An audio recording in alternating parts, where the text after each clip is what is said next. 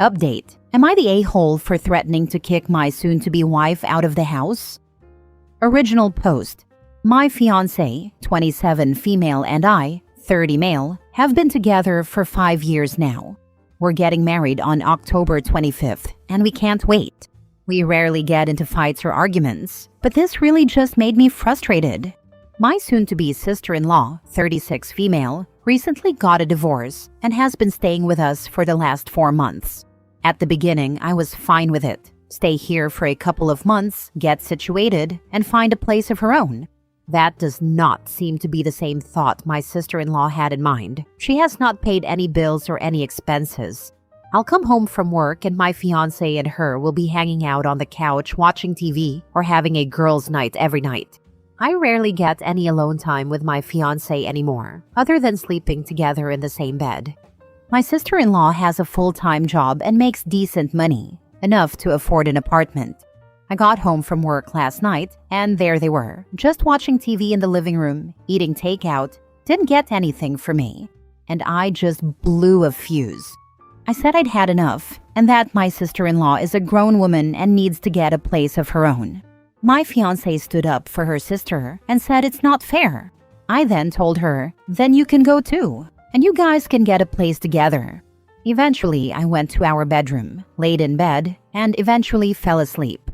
This morning, my fiancé was sleeping next to me in bed. I got up, got ready for work, and left. Am I the a-hole for threatening to kick my fiancé out? What should I be prepared for when I get home? Should I apologize for freaking out?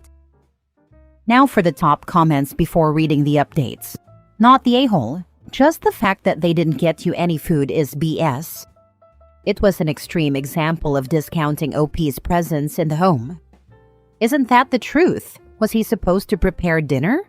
OP, honestly, this may be a blessing. A sneak peek at your future bride after the dust settles. Sounds as if you have 2 roommates. Let your fiancé determine which roommate she chooses. Frankly, I wouldn't give her a choice. She's already walked all over you for 4 months. Lol, you were a bit harsh, but overall not the a-hole. In what world is it not fair for a 36-year-old to be expected to live on her own, or at least contribute toward living costs? Your fiancé enjoys having her sister there, totally understandable, but she should enjoy you more than her sister. Otherwise, why are you getting married? I would apologize for how heated you got, but I wouldn't apologize for voicing your frustrations that have been building up. Your fiancé needs to choose who she wants to live with, you or her sister. When she answers that question, you'll know what to do. I would explain why you feel like you do, that she spends more time with her sister. Every day is a girl's night. What about date nights? Then she has a job and should pay her part of the expenses. Honest question. Over the last 4 months, have you and your fiancé had discussions about a timeline for her sister to move out? Or have you been agreeable the entire time? If yesterday was the first time you seemed bothered, then yes, you may have approached it wrong by having your blow-up be the first indication that you were upset. 4 months is a long time to be crashing at someone's place, especially if she has a job and can afford to move out. No way would I tolerate an adult doing this to me without chipping in financially. But if this was the first time you expressed your aggravation, you might come off looking like the bad guy here. On the other hand, if you've discussed this with your fiancé several times and the ladies are just ignoring it, I think your outburst was justified. Good luck tonight. Hey, wait a minute. You get the heck off Reddit with your common sense, calm approach, sane suggestions, emotional awareness, reading comprehension, and grammar and punctuation and stuff. How dare you? Now for the mini update. I appreciate the feedback from all of you so far. I do feel guilty and have anxiety for blowing up. I definitely should have just sat down with them and talked it out versus blowing up. I am definitely going to apologize for my behavior when I get home.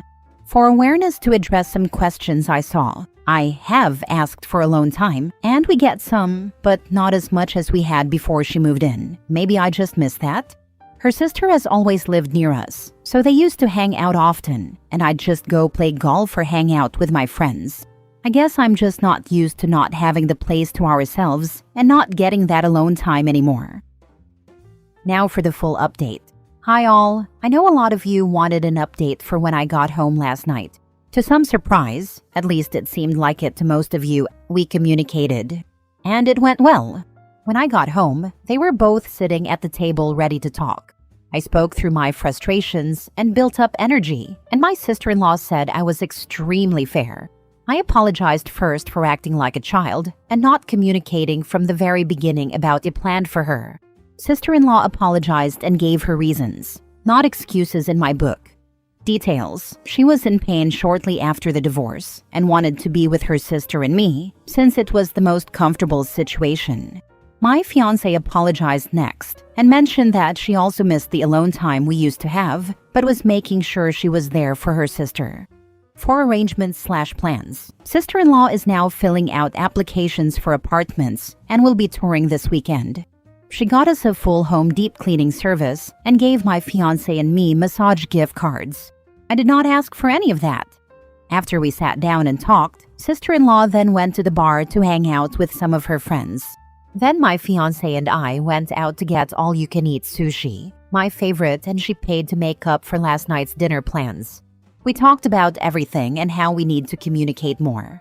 We're looking to book a little long weekend vacation for Memorial Day and are building out an itinerary. She's a vacation planner, so pretty easy, haha. All in all, everything seems to be more fluid now with all three of us. I truly am the a-hole for not doing this from the very beginning, like most of you mentioned, and I'm glad I got some great advice from a lot of you. Hey, the power of communication wins again. Congrats on owning your response and having a healthy conversation. I agree, but really the situation shouldn't have gone as far as it did. OP's fiancé was torn between the two desires and then fully invested in one and ignored the other.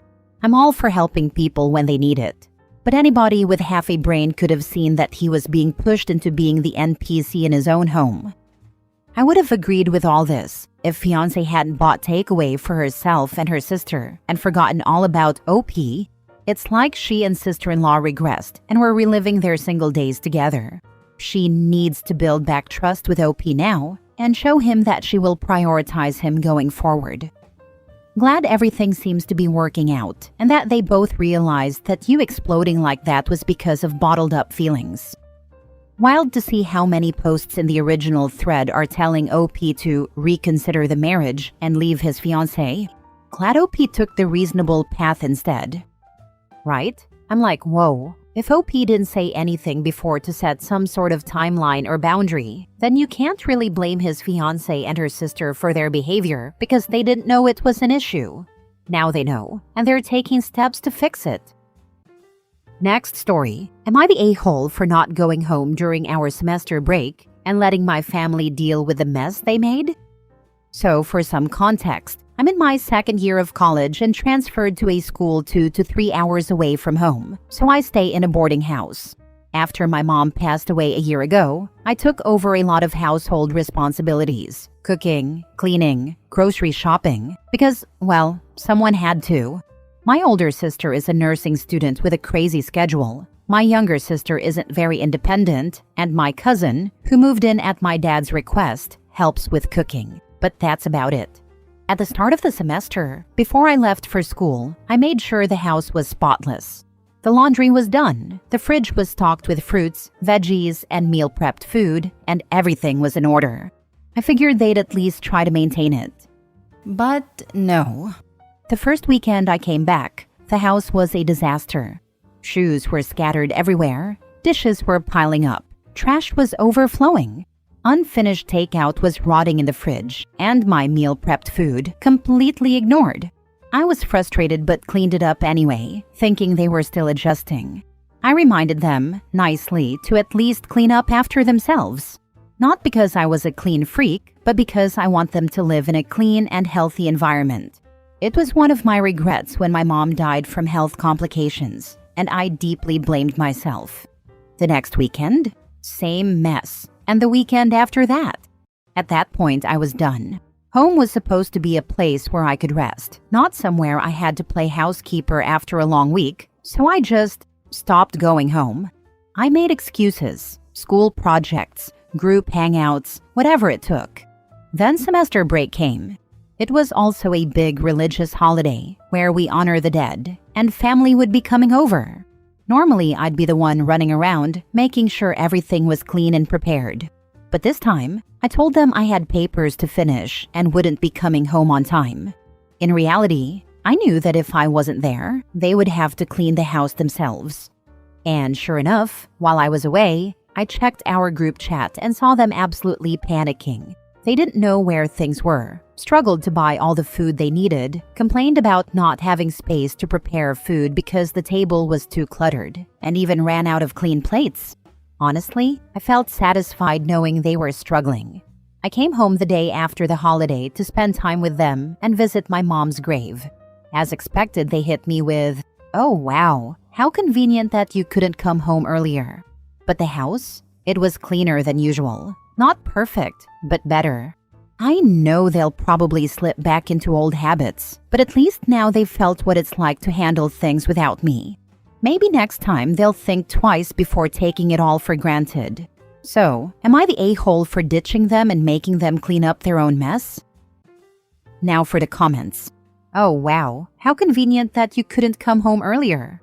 Nah, totally planned. Because if I came home earlier, you'd expect me to clean up after all y'all, and I'm done with that. Laughing at this. But seriously, you need to tell them that you're not going to be coming back just to do cleaning and then follow through. You don't live there. I still have to go back sometimes since I also need some things back home, but I have also mentioned this a few times and discussed with them. You would be the a-hole if you kept cleaning up after them. They're grown-ups, and in the end, it's clear that they can act like grown-ups, not the a-hole. Right, you are not the maid. You are not home to create any of that mess, so why should they expect you to spend your only free time cleaning up after them? You are right, and I don't expect them to do much but just keep up after themselves. This is where you are wrong, OP. You have nothing to expect as you are not in charge. They are. Mostly certainly, your father is. They need to take care of the house. Now, maybe their expectations of cleanliness are below yours, but the household management is no more under your responsibility. Make sure they got the message. Talk to your father. Actually, my father doesn't live with us and has mostly put us in charge about every household stuff. Sorry for not clarifying that in the post. Next story. Am I the a-hole for refusing to take back a gift I gave to my now ex-boyfriend? Here's a quick brief. My ex, 25 male, and I, 21 female, broke up about a month ago after 3 years together.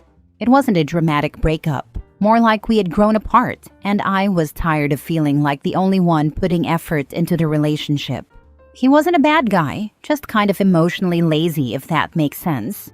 Anyway, last year for his birthday, I bought him a really nice leather jacket. He had always wanted one, but he never splurged on himself. So I saved up and got him one that cost around $400. He was obsessed with it and wore it constantly. After we broke up, we had the usual awkward period of no contact. Then, out of nowhere, he texted me saying he had some of my things and asked if we could meet up. I agreed, thinking it was just a quick exchange. When we met, he handed me a bag with a couple of random things I had left at his place. Some hair ties, a book, and a hoodie. Then he held up the leather jacket and said, "You should take this back. It doesn't feel right for me to keep it." I laughed a little and told him, "Dude, it was a gift. It's yours." But he kept pushing, saying that wearing it now just reminded him of me and made things weird. I told him he could sell it, donate it, or throw it in a bonfire for all I care. It's his jacket. That's when he got annoying. He started saying that me refusing to take it back was messing with his head and making it harder for him to move on. He said I was being cold and immature for not just taking it back so he wouldn't have to think about me when he saw it. At this point, I was done. I told him straight up that it wasn't my problem. I had already processed the breakup and moved on, and it wasn't my job to manage his emotions anymore. He called me selfish and walked off with the jacket still in his hands. Now, some of my friends think I should have just taken it back to keep the peace. Others think he's being ridiculous, and there are his friends who say that I ruined our relationship for petty reasons. I don't know. It may be a bit too much for me right now. Am I the a-hole for ruining our relationship? My ex-husband did this when I was getting divorced. I told him if I took back the gifts, I was gonna sell them. Then I did it. You didn't have to take it. He was perfectly capable of getting rid of it if he didn't want it. However, you missed out on getting some money back, lol. My thought too. I would have sold it myself, not even given him the option to. Not an a-hole, just an amateur mistake, lol. Take that money and run, girl. Now I understand what you meant when you said he is emotionally lazy. What was really happening was he put his emotional needs on your back and asked you to carry them for him. Like a child to their mother. Ugh, how exhausting, how unattractive. I'm glad you pulled away and broke it off. Well said. Very icky. Very childish. A man-child throwing a tantrum. Last story. Am I the a-hole for leaving my pregnant girlfriend? I, 24 female, and my girlfriend, 24 female, have been together for almost 3 years.